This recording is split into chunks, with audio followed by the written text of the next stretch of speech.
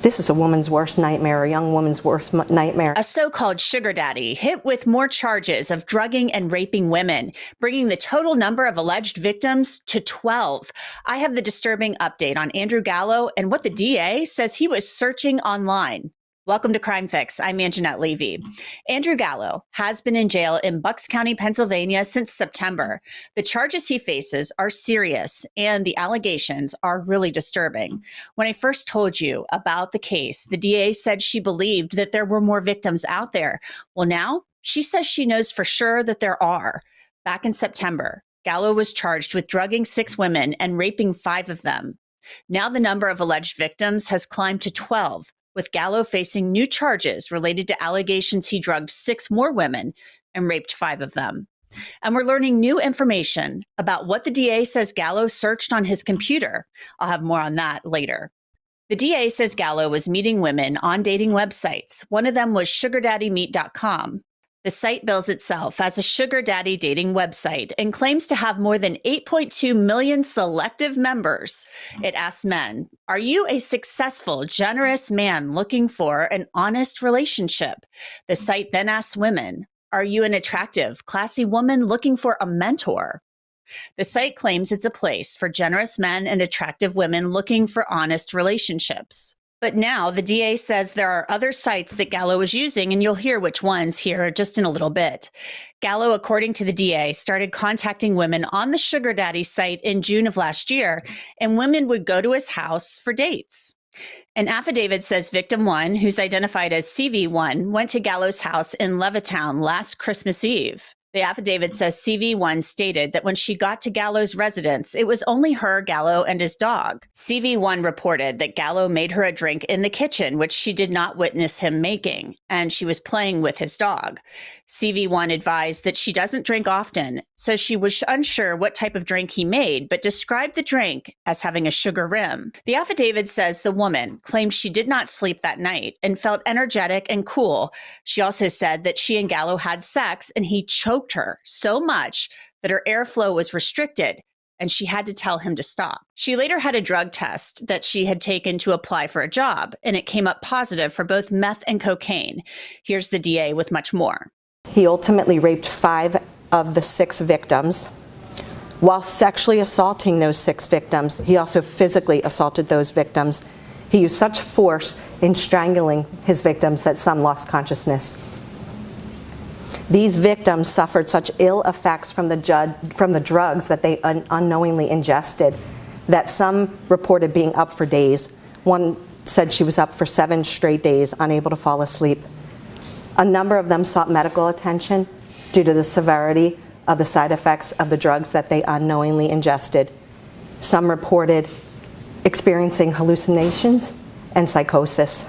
Now, I'm going to have more on the drugs that the DA says police found in Gallo's house in a bit, but in September, she said police executed a search warrant at Gallo's home and actually caught him red-handed. They executed a search warrant not too long ago, and clearly the defendant was unaware that they would be arriving at his home. And not only did they find an open bottle of alcohol that contained methamphetamine mixed within, but they actually found a victim being victimized when they arrived. Their work is not done, though, because we are quite confident that there are more victims in this case. Another woman identified as CV2 described Gallo giving her a glass of wine in the summer of 2023, and about 45 minutes later, she said she felt like all of her inhibitions were gone. CV2, according to the document, said that Gallo asked her to put on lingerie that he had bought for his ex-girlfriend, and that he introduced sex toys into their encounter. The document said that CV2 later asked Gallo if he had drugged her because she hadn't felt that way in the past after drinking wine. Police say the woman told them that Gallo claimed he had forgotten about putting Molly in the bottle of wine, and the DA says there were other drugs found in Gallo's home. Methamphetamine was one of the substances found in his home in that open bottle of tainted liquor. We do believe, though, other substances such as MDMA, often referred to as Molly, and other substances were perhaps administered to these victims. And, you know, obviously this investigation is still unfolding as it relates to that. The DA says a forensic review of Gallo's online search history shows that Gallo was actually searching for pornography of drugged women on his computer. The things that Andrew Gallo is accused of doing are so terrifying. It shows you have to do everything you can to ensure you're surrounding yourself with people who are safe. I searched Andrew Gallo on truthfinder.com to see what would come up, since it's one of the largest public records search services out there. Some traffic citations came up under the criminal and traffic records section for driving. Something else came up. There was a citation for operating a boat without a registration and providing alcohol to a minor. Truthfinder will show you possible relatives, social media accounts, phone numbers, and addresses of the people you search. And another thing that I really love about it, it will even show you the sex offenders who live near you. If you want to try it, you can get 50% off. Just log on to www.truthfinder.com/LCCrimeFix and start accessing information about almost anyone. That's 50% off. I want to bring in Kristen McElroy. She is the Chief Deputy District Attorney for Bucks County. Kristen, tell me about these new charges that you guys have filed against Andrew Gallo. So when the investigation began, just based on the breadth and the number of women that we initially had making these individual reports, we had a strong belief that there's no way that we had gathered everybody. So we, when those first charges were filed, reached out to the media and asked for help. And we were so appreciative of the help that we got by getting the word out on what we had on him and what we believed was still out there. And so additional women did come forward, and we were fortunately able to corroborate their stories enough to file additional charges. So where we started with 6 victims charged, we are ultimately now at 12. Wow. Wow. And those are just the women that have come forward. Mm-hmm.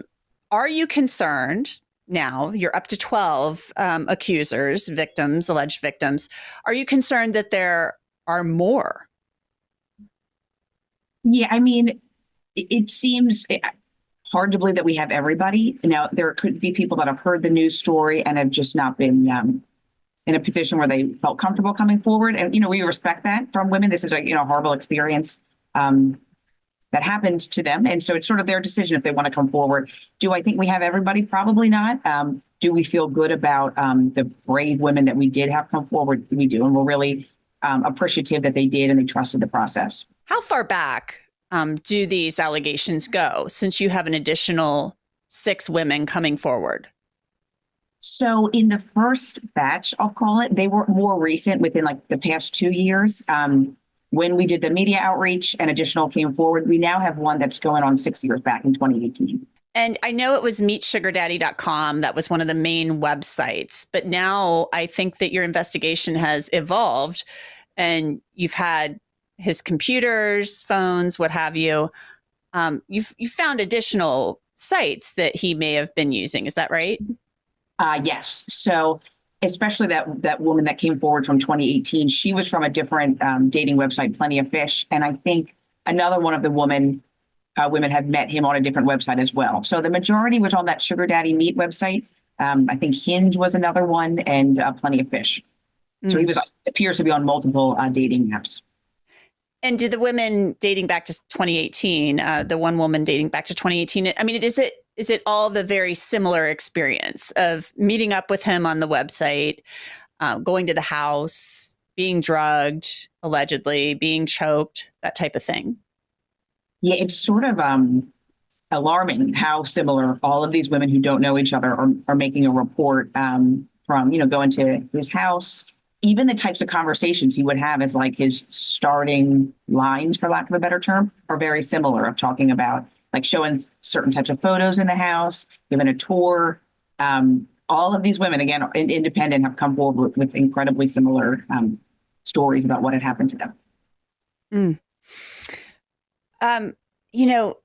2018, that's 6 years ago. But this is a guy who's been an adult much longer than that. So, I mean, this could have been going on, maybe not on the internet. Maybe he was meeting women in other circumstances. I don't know, maybe out at bars. I don't know. I'm just thinking to myself, this doesn't just start, does it? I mean, is this something that you might suspect would be happening for years and years and years? Yeah, I think it's a great point of you don't just magically get here one day with the online dating. So yes, I think, and who knows where it began and what it evolved into ultimately being where we're at now with the drugging and then the really violent like sexual activity. But yeah, it seems like, we have a statute of limitations that we're in a box for, but I wouldn't be surprised if there were women who had similar experiences, but possibly not exactly the same of meeting on a website like this. Mm-hmm. So what's the next step now? Where does the investigation go from here? I mean, I know he's got a court date in late December. He's been in custody actually since September, and you guys have done an investigation after additional women came forward after the DA put out the call saying, "Hey, we think there's more."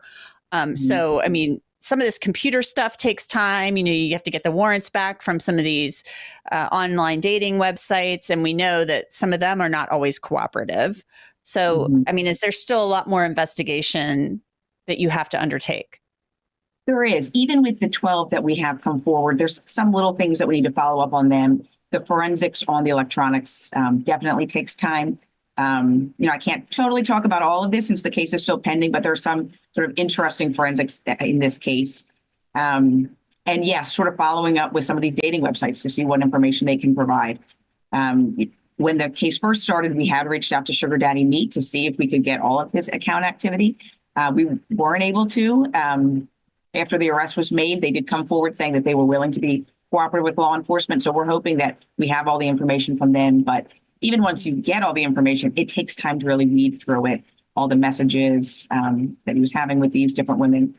So, we're fortunate that we have 3 detectives who are working on the case who have been really dogged in what they've been looking for. But our work is not done. Are these women who maybe were really vulnerable and turning to this type of thing because I mean, you said it's dating websites like Plenty of Fish, Hinge, that type of thing, but sugar daddy stuff, I mean, that's sex work. So were some of these women looking for an actual date, like a relationship, and this happened to them, and then others were involved in more like the sex work because they were, in a vulnerable state or position and were trying to make some money? Yeah, so it's an interesting point. And certainly when I first heard about this website, I wasn't familiar with it. Prior to this case, though knew that these types of websites existed. The women that have come forward on this site were not or didn't believe they were in a pay to play situation with Andrew Gallo. They were on the website, for the most part, not looking to make money, but thinking, hey, I can date a guy who's guaranteed that he's, has some type of assets, and that's something that's appealing to a woman. But it was not, and this is what they reported and what we confirmed from the messages, not it'll be $300 for tonight or things like that. I think the women have been vulnerable, maybe a little bit naive for some of them in some aspects, but I think it is not how it appears when you hear Sugar Daddy Meat. Isn't this just glorified prostitution? I think when you meet and talk to the women, you see it's a little bit different of their understanding of the website. I think it can be that where you have to create the financial arrangement. But I think, some of these women engaged in a relationship with him. And so they were actually drugged and assaulted more than once by him, but it was not like a financial transaction for them. Oh, well, thanks for correcting me on that and clarifying that, because, we've talked about this whole kind of sugar daddy thing before on the show and pertaining to this case and what that actually means. So that's actually incredibly sad that they were looking for love possibly, or, a companion who they believed was well situated. And this is what they say happened to them and how they ended up. So he's going to be in court at the end of December. He'll enter a plea. And then where does the case go from there? So the end of December is his it's a formal arraignment, which is just sort of its next process, making sure here's your charges. Do you have an attorney, which he does have? And from there, it'll get scheduled for either a guilty plea or a trial. We're not certain what he's going to choose to do at this point. He did waive the preliminary hearing, meaning none of the women had to testify. They were all present in the courthouse. They were ready to go. Again, we commend them. We know it was, a nerve-wracking, intimidating experience, but they were here. And we'll see what he wants to do, if he wants to take a trial or plead guilty. Mm. Yeah, and preliminary hearing is just, that's a very low bar, probable cause that you guys have to establish through witness testimony. So he waived that. So he was basically saying and conceding there's probable cause. So he didn't even, he could have exercised that right to that hearing, and he didn't. Well, thank you, Kristen McElroy, for coming on. We really appreciate it. And we'll be keeping an eye on this to see where the case goes and if it does indeed go to trial. Yeah. Great. That sounds great. Thanks for having me. And that's it for this episode of Crime Fix. I'm Anjanette Levy. Thanks so much for being with me. I'll see you back here next time.